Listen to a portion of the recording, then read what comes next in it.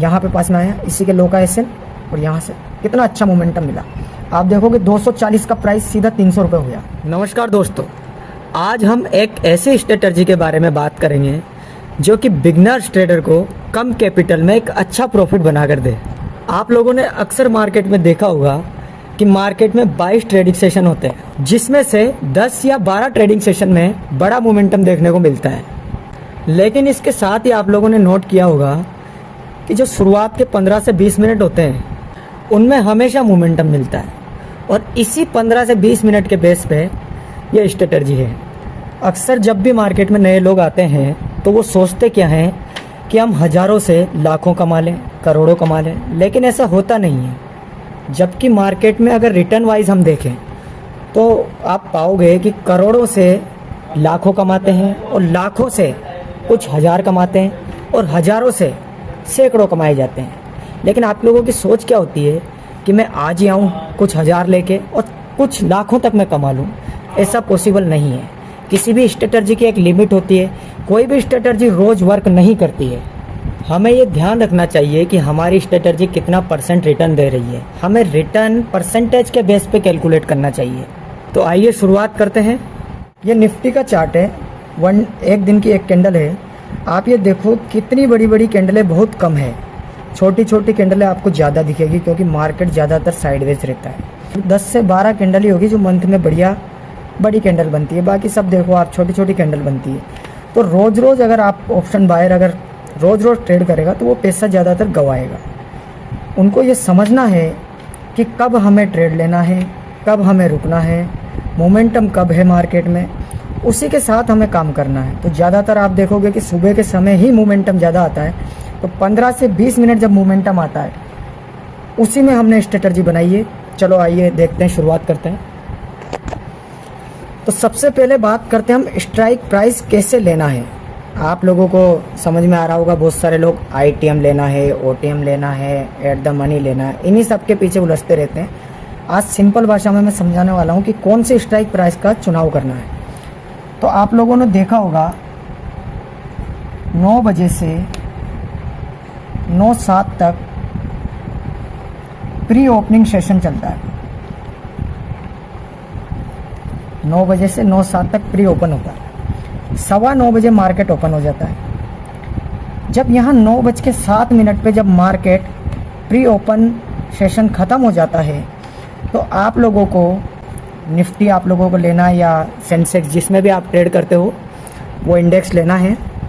Nifty आप लोगों ने लिया तो आप ये देखोगे 9:07 पे मान लो निफ्टी 25,058 इस प्राइस पे आके 9:07 पे रुक गया। अब आप लोगों के पास है 8 मिनट, 9:15 पे मार्केट स्टार्ट हो जाता है। इन 8 मिनट में आपको करना क्या है, जो ये 25,058 है, अब जो भी सबसे पास हो, सबसे पास का मतलब है स्ट्राइक प्राइस जो भी सबसे पास हो, ये जो नंबर निकल के आया है इसके पास जो भी स्ट्राइक प्राइस पास होगी 25,050 राउंड फिगर में ले लेंगे हम, क्योंकि 25,100 तो बहुत ज़्यादा हो गया इससे, और 25,000 भी बहुत कम हो गया। तो 25,050 बिल्कुल एग्जैक्ट नंबर निकल के आया, 25,050।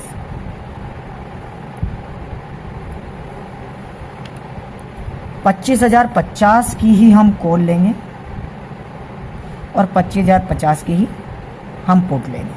इसको भी लेना नहीं है, इसको चार्ट पे लगाना है। चार्ट पे कैसे लगाना है, जैसे आज आप देखोगे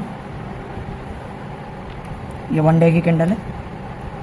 आप ये देखो आज 4 मई का ओपन है 24,063। तो 24,063 के पास क्या आया, 25,050। तो 25,050 का ही हमने कॉल ऑप्शन लगाया है, 25,050 का ही हमने पुट ऑप्शन लगाया है। ये दोनों आप लोगों को पहले लगा के रखना है, अभी एंट्री नहीं लेनी है।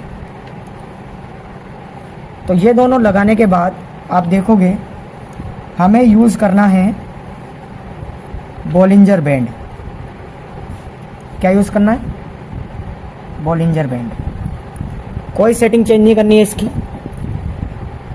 अब यहाँ देखोगे आप, ये कॉल ऑप्शन है और ये पुट ऑप्शन। ये हमारा बॉलिंजर बैंड, ये प्राइस के चार्ट है दोनों, ये कॉल का है और ये पुट का है। 1 मिनट के टाइम फ्रेम पे 1 मिनट का टाइम फ्रेम लगाना है। अब जब मार्केट 9:15 पे स्टार्ट होता है तो पहली कैंडल बनेगी। 9:15 पे जब पहली कैंडल बनती है तो यहाँ कहीं कहीं भी ऊपर हो सकती है, लेकिन जब भी यहाँ पे आएगी नीचे वाले बैंड पे, ये नीचे वाले बैंड पे जब भी प्राइस आएगी 1 मिनट के चार्ट पे, ये यहाँ पे, तो एक सिग्नल देगी। सिग्नल क्या देगी? ग्रीन कैंडल बनेगी। तो जैसे ही इसके टच होके एक ग्रीन कैंडल बनती है, जैसे ही एक ग्रीन कैंडल बनती है, उसी के ऊपर से हमारी एंट्री होगी, इसके हाई से 1 मिनट टाइम फ्रेम पे, और इसी का हम लगाएंगे स्टॉप लॉस। तो यहाँ से आपका टारगेट 1:2 आप लोगे, आप देखोगे 4-5 मिनट में ही हमारा काम हो गया और आप निकल जाओगे। ऐसे ही अगर पुट मार्केट गिर रहा होगा तो पुट ऊपर जाएगी, ऐसे ही मार्केट गिर रहा होगा तो पुट ऊपर जाएगी, और यहाँ से सेम आपको अगर पुट में एंट्री मिल रही होगी तो पुट में एंट्री लेनी है, अगर कॉल में एंट्री मिल रही होगी तो कॉल में एंट्री लेनी है। जिसमें भी सबसे पहले एंट्री मिलती है, जिसमें भी सबसे पहले एंट्री मिलती है आपको वही लेना है। चलो अब मैं चार्ट पे बताता हूँ। हम आ गए हैं आज के चार्ट पे, और ये निफ्टी है। इसमें देखो ओपनिंग प्राइस 24,063, तो हमने 24,050 का कॉल लगाया, 24,050 का पुट लगाया। आप ये देखो, ये बॉलिंजर बैंड,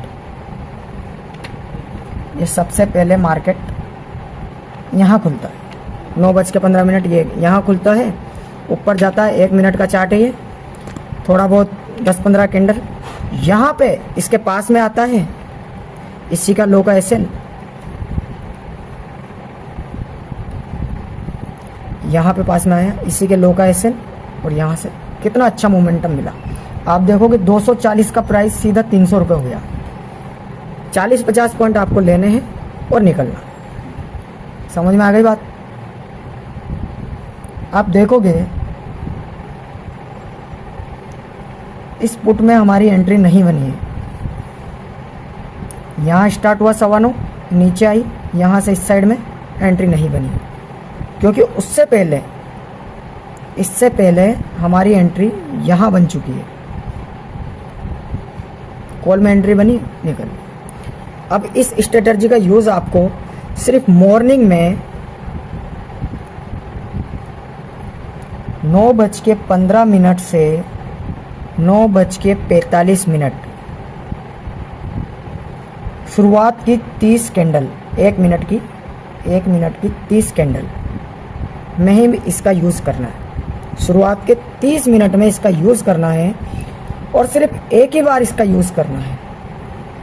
अगर यहाँ से प्रॉफिट मिल गया, एक ही बार यूज़ करना है। अगर ऐसे ला गया तो भी एक ही बार यूज़ करना है, दोबारा इसको ट्राई नहीं करना है। हम और भी ऐसी स्ट्रेटजी लाते रहेंगे। आप सब्सक्राइब कर लो चैनल को, लाइक कर देना, कमेंट कर देना एक अच्छा सा।